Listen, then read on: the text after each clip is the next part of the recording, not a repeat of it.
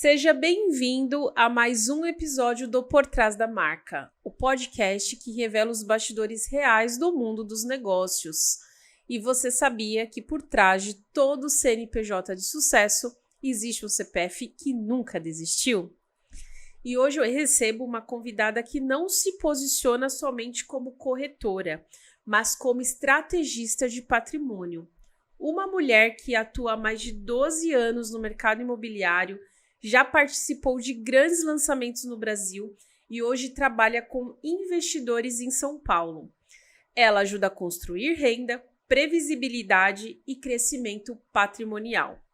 Mas o que torna essa história ainda mais forte é que ela já esteve do outro lado, tomando uma decisão emocional que custou mais de R$500 mil. E foi exatamente essa dor que construiu a autoridade que ela carrega hoje. Seja muito bem-vinda, Priscila Martins. Oi, Pri. Minha xará, né? Sim. Minha xará. Fiquei muito feliz de ser convidada para estar aqui com você, olhando sua carreira, sua história. E me conectar a uma mulher com uma presença tão marcante foi importante para mim. Eu acho que esse papo vai ser bem legal. Com certeza, e assim, eu aplaudo a sua trajetória já só de saber o que carrega por trás de toda a sua história. É o que eu falo, às vezes a gente vê o posicionamento, vê o sucesso, mas não sabe o que cada um carregou, o processo que cada um enfrentou. A história da gente, ela é emocionante pra gente. Mas, quando eu olho para trás, eu falo, eu peguei o meu carro, o meu computador, meu celular e vim para São Paulo. Porque chegou um momento na minha vida que lá em Floripa já não estava mais fazendo sentido. Tinha algo que eu não sabia explicar. E eu falei, não sei, eu acho que eu tenho que ir para São Paulo. Eu sou uma pessoa que vive pelo mundo espiritual. Eu orei e Deus me deu a direção. Eu falei, eu vou. Não tinha amigos, não tinha ninguém desconhecido, nem familiares. E vim. E aí, chegando aqui, me dei de cara com o mercado imobiliário daqui e particularmente com o nicho de estúdios. Eu falei, gente, existe isso aqui? Como eu não sabia disso antes? Eu que sou tão, arrojada, vou pra cima, vou pra baixo, fiz lançamento na Bahia. Eu falei, gente, não é possível que eu não sabia que isso aqui existia. E aí eu fui atrás de me posicionar, de querer trabalhar com isso, consegui chegar numa empresa de estúdios muito bem posicionada. Foi difícil entrar, mas eu descobri algo que eu gosto muito de fazer, que está muito relacionado a pessoas, né? Que a gente nunca foge disso. E olhando para trás, assim, estar 2 anos aqui em São Paulo, ainda não tenho um vínculo de família aqui. Agora eu estou, praticamente casada com meu namorado, a gente já tá morando juntos. É mesmo? Mas até então eu não tinha. E a minha família continua lá no sul e eu tô aqui me desafiando e vencendo as minhas barreiras. Porque pra quem é daqui, quem é de São Paulo, é tudo muito comum, né? Tudo muito normal. Eu acabei de postar uma foto aqui ali do Campo de Marte, com a vista lá do 17º. Eu disse, gente, São Paulo é um país. E ninguém tem noção disso. Não. Então, estar aqui se desafiando, conhecendo pessoas, andando por esse trânsito, vivendo São Paulo, eu me sinto muito ousada. Exige coragem. Meu arquétipo é a leoa. Eu tive um sonho bem curioso com uma leoa. E eu uso muito o arquétipo da leoa por conta da venda. Eu me sinto uma leoa. E olhar para esse desafio de eu vou, não sei como, mas eu já me sinto muito ousada, assim, muito vitoriosa. Que legal, e parabéns pela trajetória. E o que te levou aí para o mercado imobiliário? Bom, o mercado imobiliário, ele me escolheu, né? Lá atrás, em 2014, quando eu comecei a trabalhar numa incorporadora lá em Floripa, em Santa Catarina, né? Era uma incorporadora de Floripa que estava montando um negócio no sul, na minha cidade onde eu nasci, que é em Tubarão. E eu não entendia nada, mas eu falei para as diretoras, eu falei, todo o gabarito para preencher essa vaga eu tenho. Eu só não tenho experiência, mas isso não me impede. O que vocês me colocarem, eu aprendo. Eu lembro que eu falei assim, aí elas falaram, a gente vai te contratar. Eu não sabia nada, não sabia nem o que era uma escritura pública. E aí eu aprendi do zero. Tinha uma gleba, um terreno que foi comprada, e aí a gente foi legalizando, e depois a gente lançou o empreendimento, e eu fui participando desde todas as áreas administrativa, comercial, me descobri comercial, aí depois fui para corretagem mesmo, né? Saí dessa incorporadora, fui para corretagem. Então, dei mentoria para corretores. Formei bastante corretores. Que legal. No sentido de mentalidade. Eu vejo que é uma classe muito... Tem muita dificuldade de vencer as barreiras internas, as crenças limitantes, né? Uma classe que vive, vende, não vende, vende, não vende. E isso não abala... tem previsibilidade do dinheiro. Isso abala o emocional. E é até o início da nossa conversa que eu te falei que eu estava montando um monte de processo, porque o corretor de imóveis tem que vender todos os meses. Não existe não vender todos os meses. Tem alguma coisa de errado.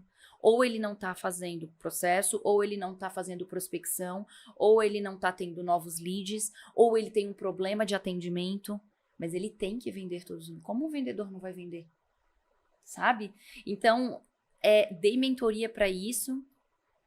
E aí depois me descobri aqui com os investidores aqui em São Paulo, né? Eu não vendo sonho, eu vendo dinheiro. Eu multiplico patrimônio. Uau! E quando que você deixou de ser essa corretora comum para ser uma estrategista? Bom, me posicionar como uma estrategista é realmente sair da vala comum, né? De não atender o cliente para entregar o que ele me pede, e sim traçar um perfil para olhar para ele e falar, eu sei o que pode ser melhor para você. Com a tua timeline de vida, com o teu perfil, com o teu momento financeiro, porque é uma junção, né? Às vezes o bolso não cabe no sonho, às vezes o sonho ou a ideia de investimento é menor do que a realidade do mercado. Então, eu preciso trazer essa ideia mais consultiva para o meu cliente. E aí, nos investimentos, nos estúdios, nos compactos, a gente consegue se posicionar melhor dessa forma, né? Mas, com certeza, se eu fosse vender sonho da casa própria, o upgrade do apartamento de 100 metros para 250 metros, eu iria fazer alguma ideia diferente. Eu nunca fui da curva normal aí, da manada. Fora da curva. Sempre me meti em um monte de coisa, sempre fui a metida. Mas ela é diferente. Tá bom, é isso mesmo. É, legal. E qual que é a diferença de vender um imóvel e construir um patrimônio? Construir um patrimônio exige visão estratégica, porque tem pessoas que têm como investir e não conhecem esse mercado. Tem pessoas que têm condições de investir, mas estão com crenças limitantes, achando que isso não é para ela. Tem pessoas que não têm condições de investir, mas têm condições de programar para investir, porque ninguém fica pobre comprando imóvel. Não existe. Não. Quem é a pessoa que ficou pobre comprando imóvel? Não existe. Então, você se programar para ter no seu patrimônio, diversificando um pouco para imóvel, vai te trazer rentabilidade, vai te trazer segurança, sabe? A gente vê essa onda aí do Banco Master, né? Sim, sim. E a gente... E aí mexe com tudo, impactou, né? Porque assim, mesmo quem não tem dinheiro, quem tem, quem não tinha... Enfim, impactou a economia no geral. E a gente percebe o quão frágil é você deixar a tua construção, né, tua segurança de vida num lugar só. Então, você precisa diversificar. Então,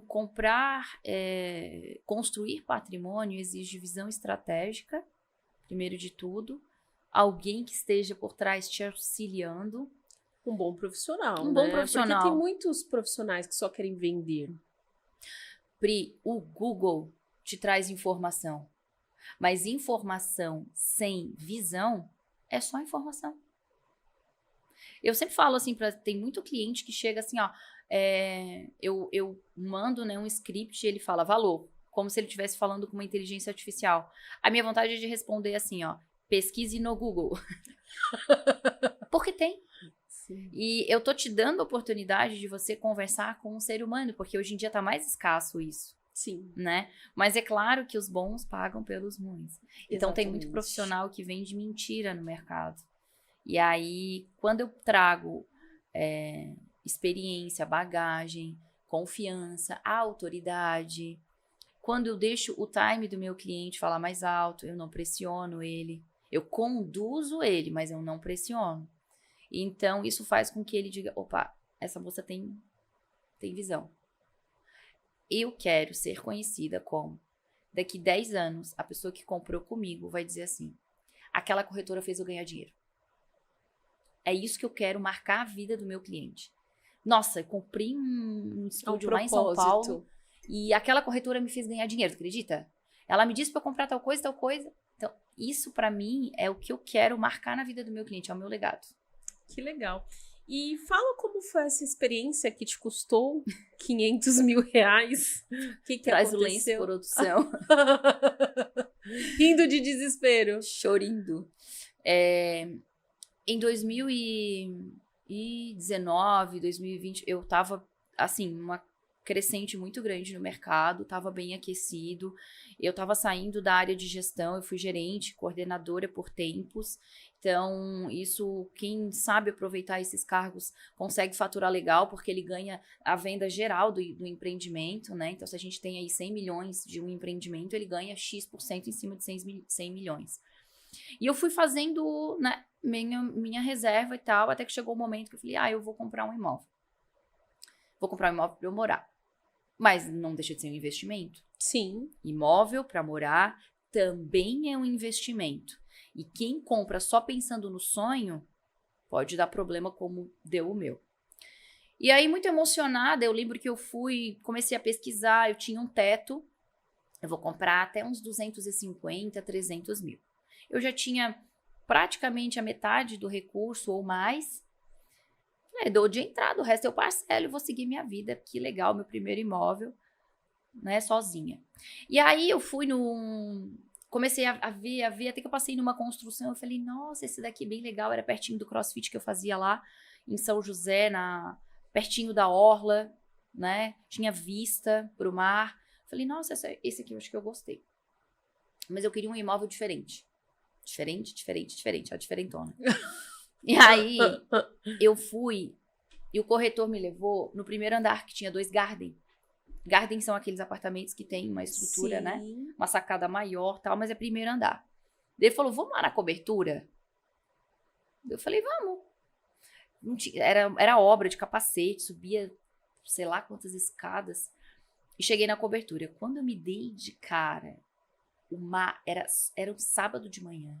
O sol estava brilhando no mar e fazia, sabe aquele balanço que brilhava na minha cara? Eu falei dentro de mim assim, ó, se eu não comprar aqui, eu não compro mais nada. Ponto.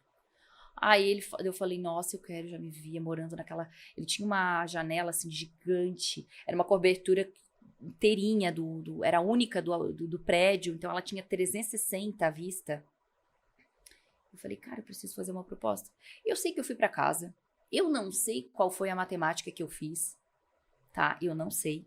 Eu sei que eu fiz uma proposta pra construtora e eles aceitaram. Eu falei, tá bom, agora eu tenho que comprar.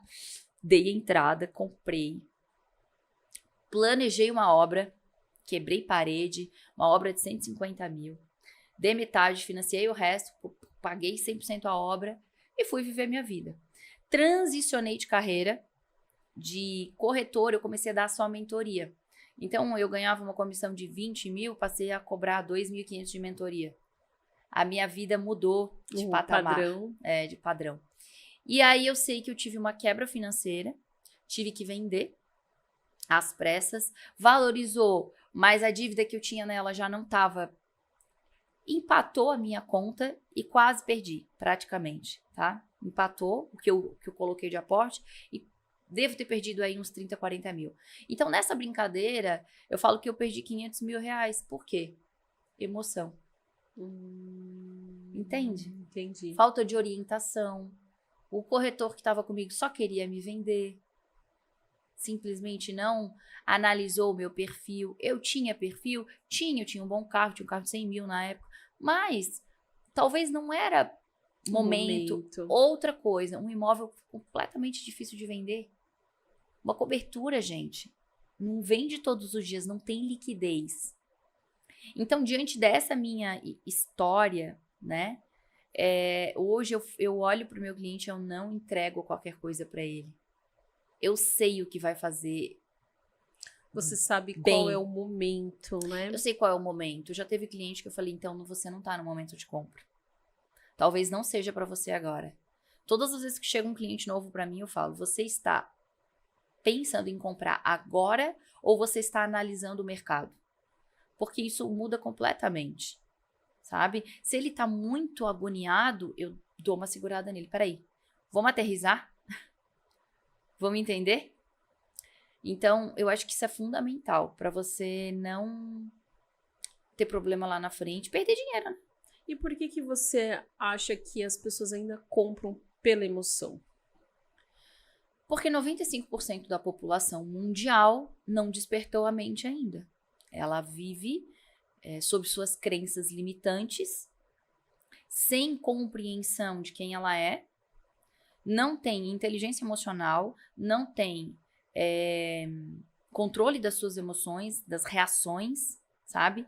Então, age por impulso, porque não aprendeu a controlar, e baseada nas suas dores da infância, ela quer suprir alguma coisa na vida adulta, né? Alguma dor da infância me fez, vou lá e vou comprar isso aqui porque eu posso. Sem pensar. Sem pensar. Então, hoje, a maioria das pessoas que toma decisões emocionadas, porque o Thiago Brunet fala que as emoções duram segundos, mas o que você faz emocionado pode durar uma vida inteira. Então, o primeiro passo é você olhar para si, para parar de fazer dúvida, né? Eu vou lá numa loja de sapatos. Eu estou precisando? Não. É momento? Não. Então, o que eu estou fazendo aqui? Para tudo na vida. Eu preciso... A maioria das coisas que você deixa para pensar, você não compra. Exatamente. A maioria das coisas que você deixa para pensar depois não compra. Mas assim, será que é a necessidade de aprovação, de se fazer parte e aí leva essas decisões? Necessidade de pertencimento, necessidade de aprovação, mostrar para alguém que é melhor, ego. Entendi. Então, às vezes o homem é muito regido por dinheiro, porque dinheiro dá poder. E o homem que não doutrinou isso ainda na sua vida, ele tende muito a usar isso de uma forma muito negativa, para impressionar, Então acaba... Eu sempre falo para os meus clientes, compra os estúdios, porque isso vai te proteger. Porque você não vai tomar nenhuma decisão emocionada, tirar o dinheiro lá do banco e fazer qualquer coisa impensada. Porque a liquidez do estúdio, ela tem um tempo. O dinheiro não tá aqui.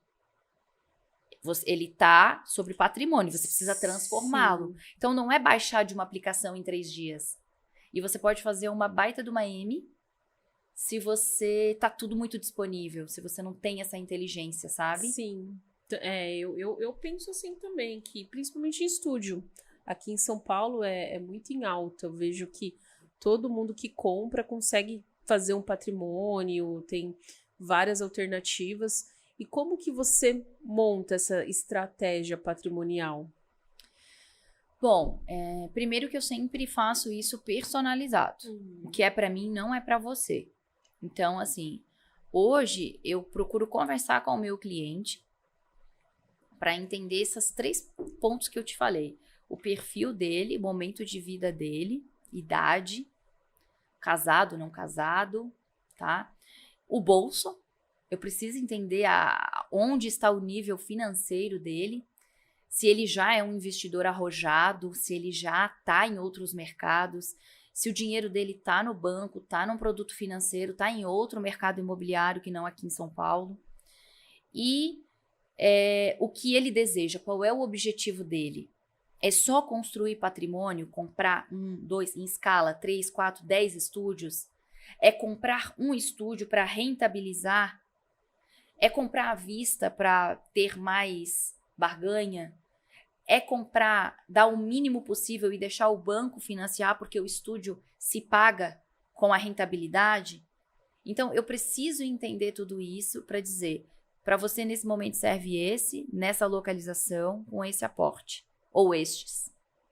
Entendi. Né? Eu acabei de sair de uma reunião agora de manhã, onde meu cliente ele precisa entender o modelo de negócio. Ele já é um investidor arrojado, investe muito, é empresário de grande porte, e ele quer entender o modelo de negócio. Então, eu sentei 2 horas com ele para explicar o modelo de negócio, abri planilhas de números para mostrar o quão é rentável esse mercado em São Paulo.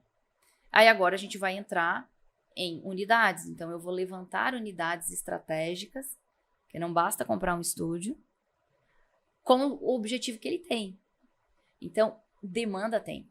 Por isso que eu me posiciono mais como uma estrategista. Eu acho muito, muito interessante isso, porque assim, eu já entrevistei alguns vendedores que é na modalidade de consórcio, que fazem esses investimentos, que eu acho muito legal, para quem quer alavancar patrimônio e não consórcio tem é bem capital. interessante. É bem interessante. Mas se fala muito em estúdio, mas não com esse olhar de estratégia dos lugares, da unidade, porque senão você compra qualquer estúdio.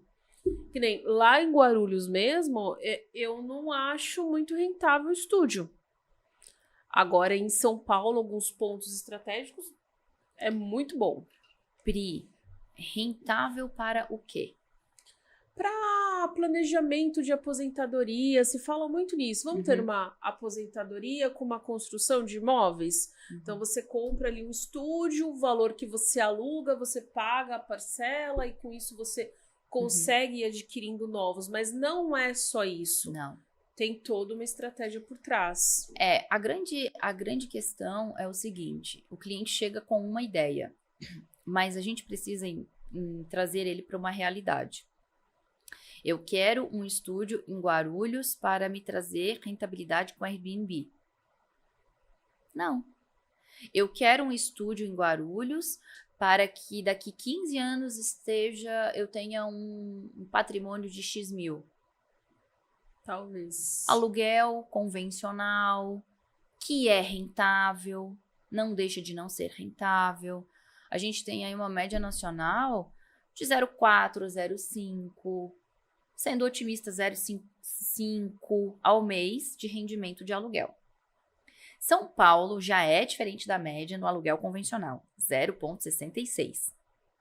Então, eu tenho um imóvel em São Paulo, eu vou receber pela locação dele sempre em média 0,66 ao mês.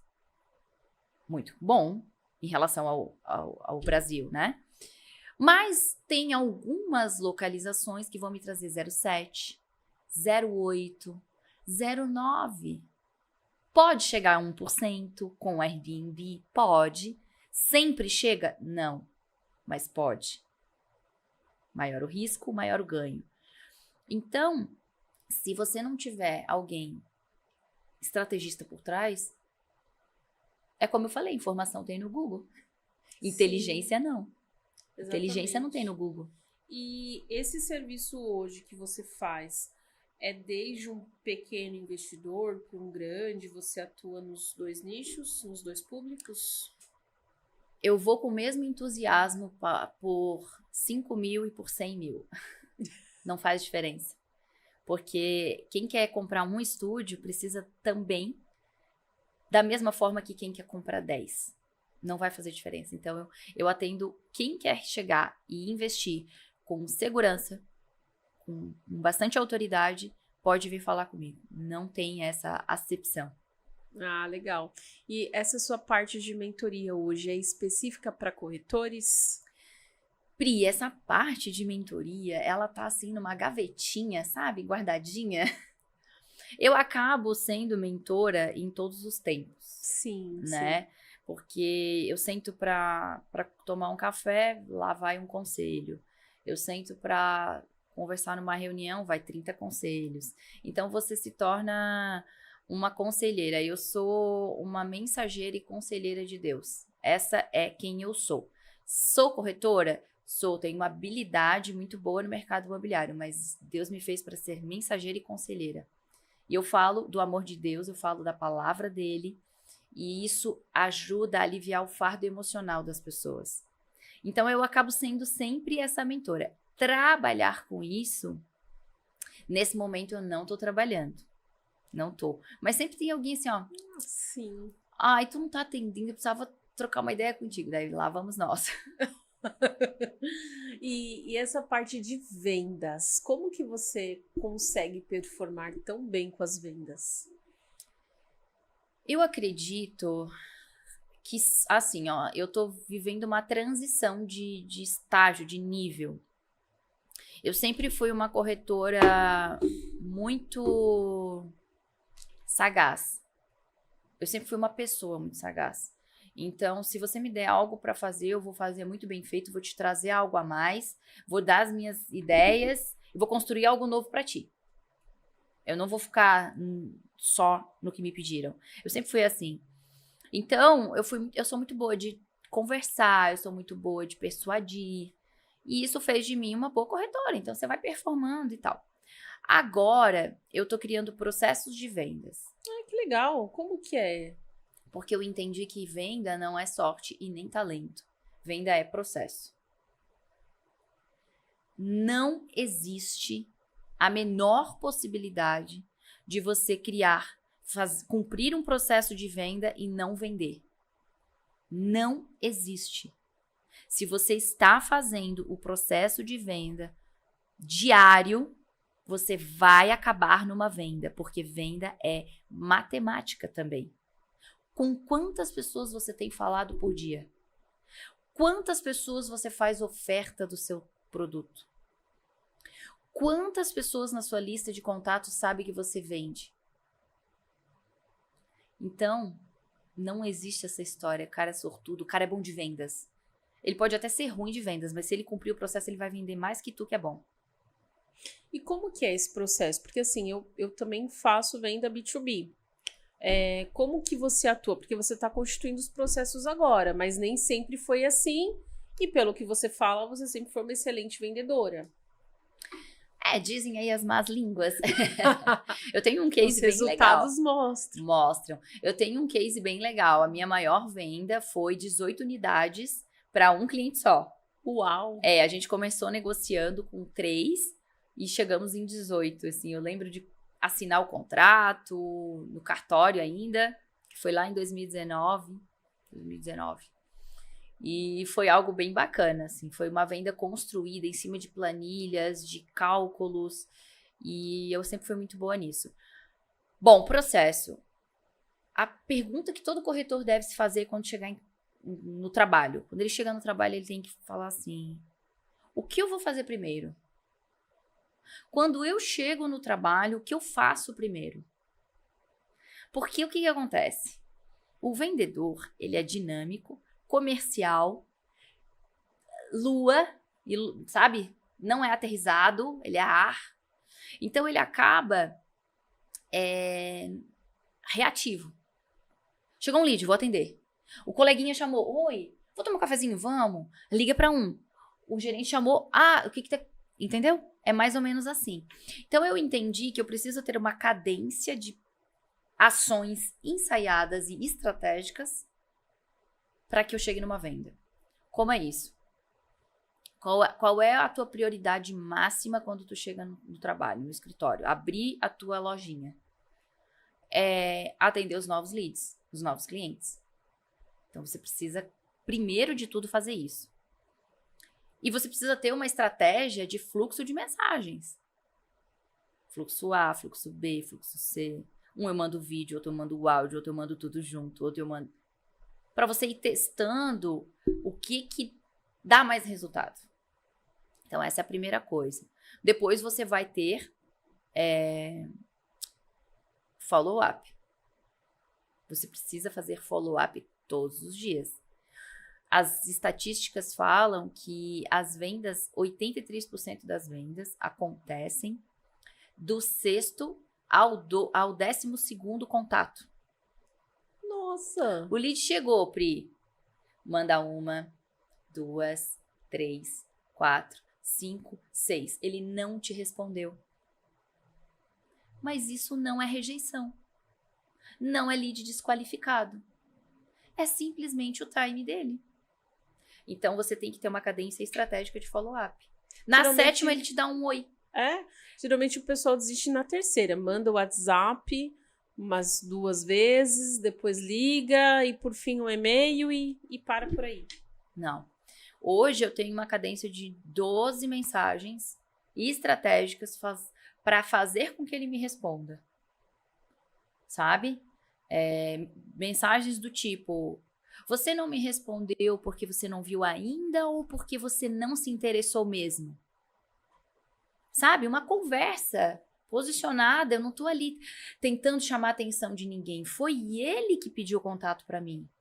Foi ele que se cadastrou. Eu fiz uma oferta. Quem disse que tinha interesse era ele.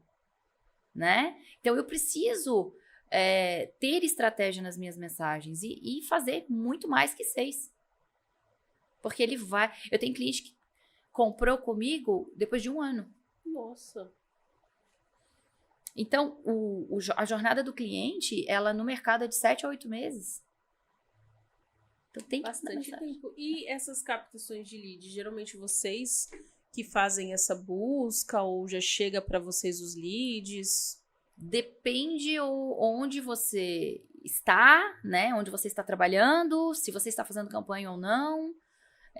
Mas só para te completar, depois de fazer as mensagens de follow-up, que são os clientes que não te responderam, você precisa ter conversas de venda todos os dias.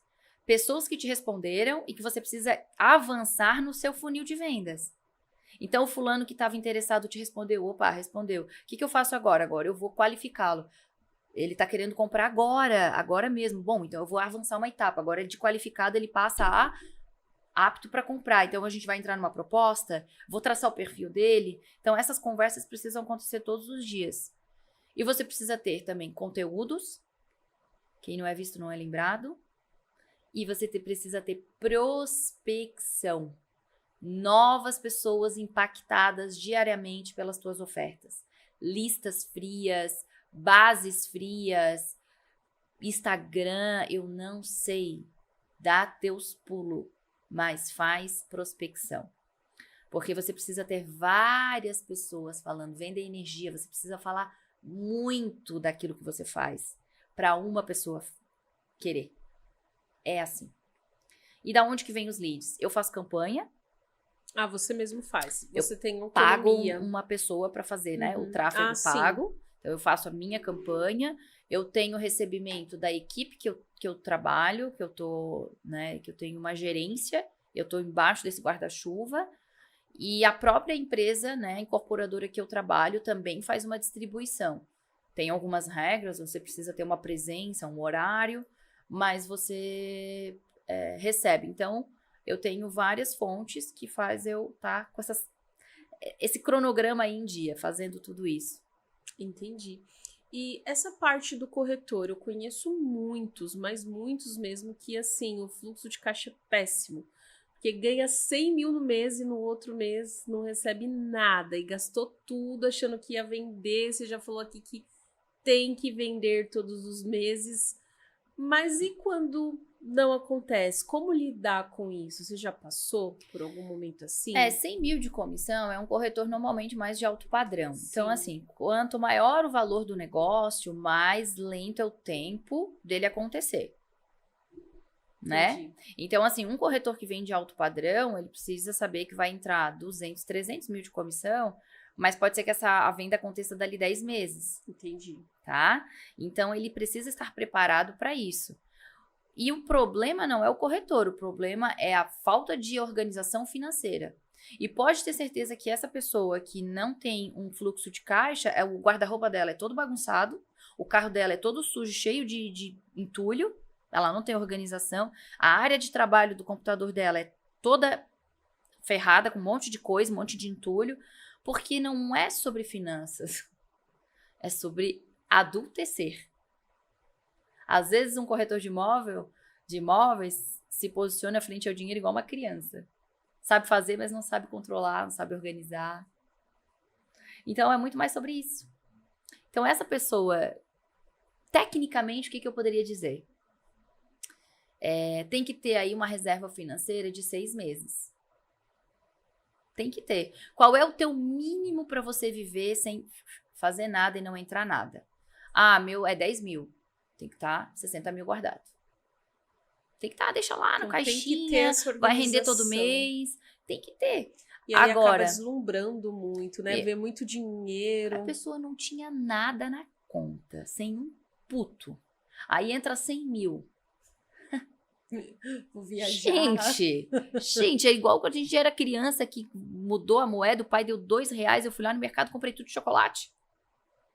Não tinha noção. Então é a mesma coisa. Então, paralelo a se obrigar a ter uma reserva, saber o seu mínimo possível para viver, é trabalhar suas emoções. Porque não adianta. Tudo começa na emoção. Pode ter 1 milhão, ele vai dar um jeito de acabar com aquilo, porque tem uma crença limitante nele, entendeu? Quantas pessoas ganharam na Mega Sena e ficaram pobres? Muitas, a maioria, né? Entendeu? Pri, antes da gente seguir aqui, eu quero agradecer aqui aos nossos patrocinadores, Doce Amor Festa, que proporciona nossos salgados, os nossos coffees aí para os convidados. Muito obrigada. Você que tem interesse em fazer um café corporativo, eventos, conte com a Doce Amor. Temos a Vértice AEC, não sei se você já ouviu falar na Vértice. Eu tava dando uma olhada aqui. É familiar, mas... Ela é pioneira em São Paulo na área de regularizações de imóveis. Nossa! E ela é muito boa. É muito legal essa parte. Sim, você que trabalha com incorporação, acontece muito. E a FTP Contábil, que é uma contabilidade especializada em reforma tributária, redução de impostos. Então, você que tem uma contabilidade que só te manda guia de impostos e folha de pagamento, a FTP Contábil é uma contabilidade consultiva. Estratégica, isso aí, não é só uma contabilidade. Quantos contadores a gente vê que só manda guia e aí tem... Quantas histórias você já escutou? Meu contador tava me roubando.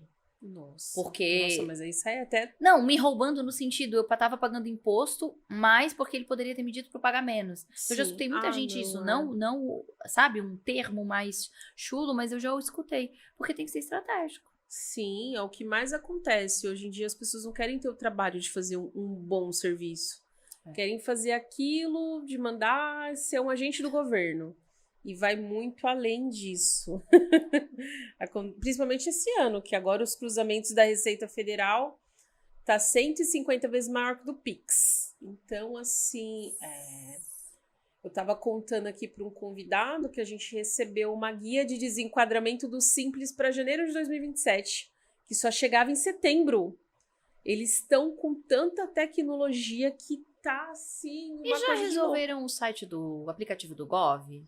Ele tá ficando muito fora, né? Porque tá tudo centralizado. Hoje começou o imposto de renda. Gente... E eu vi lá que tava uma loucura. Porque aquilo não tem jeito. Quer estragar o teu dia, acessa o Gov. É uma humilhação, né? Eu falo, quer ser humilhado? Aí a validação facial não vai. Nossa, se Deus quiser vai melhorar. Sim, sim. Pri, como equilibrar força, decisão e essência feminina no mundo dos negócios? Uau! Essa é a tarefa mais desafiadora para uma mulher. Porque para ela estar inserida no meio corporativo, ela tem que subir a energia masculina dela. Senão, ela vai ser um gatinho chorando no canto da sala e ninguém tá nem aí. Não espere sensibilidade dos homens. Espere machismo. É isso mesmo, gente. Infelizmente. A gente, como mulher, tem que estar sempre se driblando do que é a realidade. E aí a gente tem que escolher a guerra que a gente vai traçar. Que a gente vai atrás, entende? Eu vou reclamar que são machistas, eu vou falar que sou oprimida, ou eu vou vestir a minha camisa e dar conta, sabe? Passar por cima disso. Não vou negligenciar a luta, mas é muito necessário a gente entender, assim, eu já teve vezes de... Eu ainda não tô com aliança, inclusive futuro marido, tá? A gente tá trabalhando pra isso. Fica a dica. Mas assim, não ter uma aliança, uma mulher, né, alta, como eu, tô sempre bem vestida, chama atenção, posicionada, então isso sempre foi assim, eu tive que ter um cuidado, né? Você tem que ter um cuidado, porque senão parece que você tá ali porque você é bonita, ou porque deixaram, sempre acaba vindo isso, mas é a coisa mais desafiadora. O que eu faço hoje? Eu deixo eu me torno mulher em casa, sabe? Eu tenho práticas e eu tenho uma gestão emocional para que eu tenha o meu feminino em dia em casa. E eu deixo isso muito claro nas minhas redes. Então, igual ontem eu tava com o cabelo amarrado para cima, com aquele coque que só a gente sabe a força que dá aquilo. Fez um coque, minha filha, tu não tá entendendo o que vai acontecer.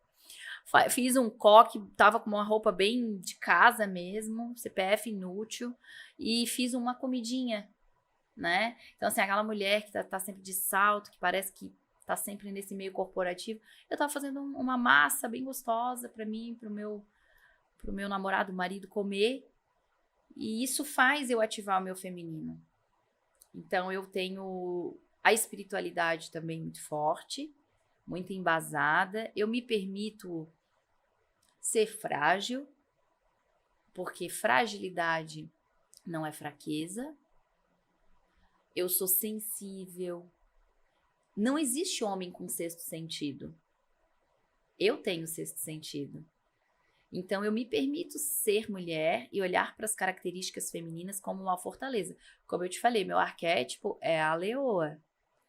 E um dia eu tive um sonho com uma leoa branca. Eu sonhei assim, eu tava sonhando com uma leoa branca, ela era muito branca, tinha uns olhos assim bem lindos. E a tela do meu telefone é uma leoa, né? A capa assim, a frente, né? Esqueci o nome ali. E eu olhava assim, eu tava num lugar, uma areia branca, como se fosse uma praia, um lago, e ela caminhava, eu olhava para ela no sonho e ela não me atacou. Eu falei, gente, mas como assim? Tinha várias pessoas, sabe? E ela não me atacou, eu tava com medo. E aí eu fui tentar entender, eu falei, gente, ela me reconheceu. Ela não me atacou porque ela me reconheceu, porque as pessoas todas foram sumindo do sonho. Então eu tenho algo muito forte, assim, sabe, com a leoa, com a leoa que caça, a leoa que toma decisões, a leoa é sedutora, ela é forte. Então, ela cuida do ninho, do lar, ela serve. Então, eu me identifico muito com esse arquétipo a leoa. E eu uso disso, assim, da minha feminilidade em casa, com meu marido. Eu me permito deixar ele fazer as coisas. Mas isso é o importante, né? Porque é saber ativar a energia masculina, mas não deixar que ela permaneça, né? Porque muitas vezes a gente precisa exercer disso, mas se em casa você também mantém essa energia, aí desequilibrou tudo. Tem que ter, assim, ó, são coisas muito sutis, mas tem que ter o teu momento, tem que ter a tua leitura, tua oração, as músicas que tu gosta, o teu óleo essencial, a tua coisa rosa, o teu bolinho. Skincare, banho premium. Tem que ter. Sim. Tem que ter. E vamos falar a verdade, é tão gostoso fazer isso. Nossa, maravilhoso. Eu não queria por nada nessa vida ter que trocar pneu, ter que, não, sabe? Eu não quero, eu deixo. Eu estava brincando com uma amiga minha, que eu falei assim, amiga, eu descobri que casar é ter que decidir o que eu vou fazer com a carne e com o frango pro resto da vida. Porque não adianta, ele não vai decidir. Não. Sou eu que vou decidir. Mas, por outro lado, eu tô vendendo meu carro. Quem tá fazendo isso é ele. Eu nem faço ideia do que tá acontecendo. Eu só sei que ele vai vender. Sim. Então, isso é ótimo. Se a gente, mensagem final, se a gente souber equilibrar isso no trabalho e em casa, a gente consegue performar bem, mas não pesar. Deixa essa mulher lá no trabalho, entende? Sim, sim. Pri, a gente segue aqui para o nosso quadro. Não sei se você sabe que a gente tem um quadro fixo chamado Por Trás da Porta. Antes de ir para esse quadro que a gente está finalizando, sei que a gente tinha bastante assunto para falar. Não, se deixar, a gente vai até amanhã aqui, gente. A gente dorme aqui. Quero agradecer aqui os patrocinadores mais uma vez. Vértice IC, FTP Contábil e Doce Amor Festas. O que a Priscila de 2020, antes de perder 500 mil reais, jamais imaginaria sobre a mulher que você se tornou? Uau! Eu jamais imaginaria que eu estaria vivendo tão plena e tão em paz em São Paulo com o amor da minha vida. Ai, eu jamais imaginaria. Eu sou completamente plena com o que eu tô vivendo hoje. E eu penso que Deus ainda nem começou a fazer na minha vida. É verdade. E qual foi o bastidor mais difícil da sua trajetória? Aquele que ninguém viu? A cobertura. A cobertura. O que eu vivi na cobertura, eu tive a maior entrega espiritual da minha vida. Eu passei necessidades lá, eu fui entregando carro, a minha vida não faturava e eu não tinha mais, às vezes, dinheiro nem para sair, para comer. Mas eu fui tanta em profundidade espiritual, eu tive tanta intimidade com Deus, que eu até sinto saudade daquele momento de intimidade, porque eu tava tão... Sabe como jejuar? Que a tua carne tá fraca, mas o teu espírito vai fortalecendo? Sim. Foi isso, a cobertura foi um marco na minha vida. Uau. E se você pudesse abrir uma porta do futuro daqui 3 anos, qual Priscila você quer encontrar lá? Eu acredito que eu vou encontrar uma Priscila mãe. Não é um sonho, mas eu sei que Deus tem esse sonho para mim. Servindo as mulheres. Eu acredito muito que a minha carreira no mercado imobiliário, ela é passageira. Mas tem muita mulher sofrendo dores emocionais e elas precisam de mim. Que lindo. Parabéns. Eu acredito. Parabéns, viu, Pri? Foi uma honra ter você aqui com a gente. Muito emocionante. Eu imaginava que teria essa pergunta. Você imaginava? Não. Não?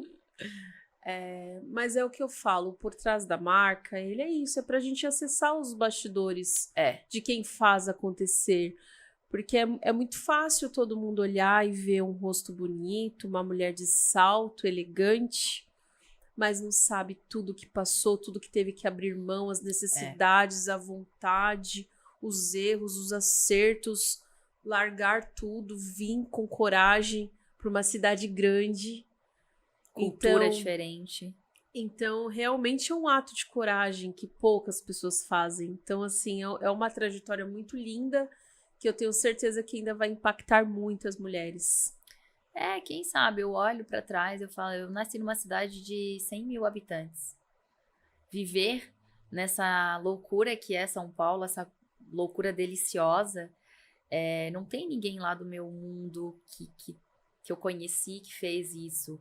Então pode parecer muito pequeno, mas para mim é muito grandioso, sabe? Eu furei várias bolhas até chegar aqui. E a minha história, ela é emocionante para mim, mas se eu puder de alguma forma contribuir com a vida de alguém, eu já contribuiu e vai contribuir muito, com certeza. Amém. E é isso, gente. Vocês que gostaram, deixa o like, curte, compartilha, segue a nossa página. Essas mensagens, tudo que a gente traz aqui de material, de conteúdo gratuito, pode te ajudar. Você que não tem coragem de sair aí da sua cidade, de alcançar coisas maiores, saiba que todo mundo pode, do mesmo jeito que a Pri fez, você pode alcançar coisa, sucesso, mesmo que tenha que abrir mão do seu conforto. Então, não desista dos seus sonhos. Obrigada, viu? Até mais. Tchau.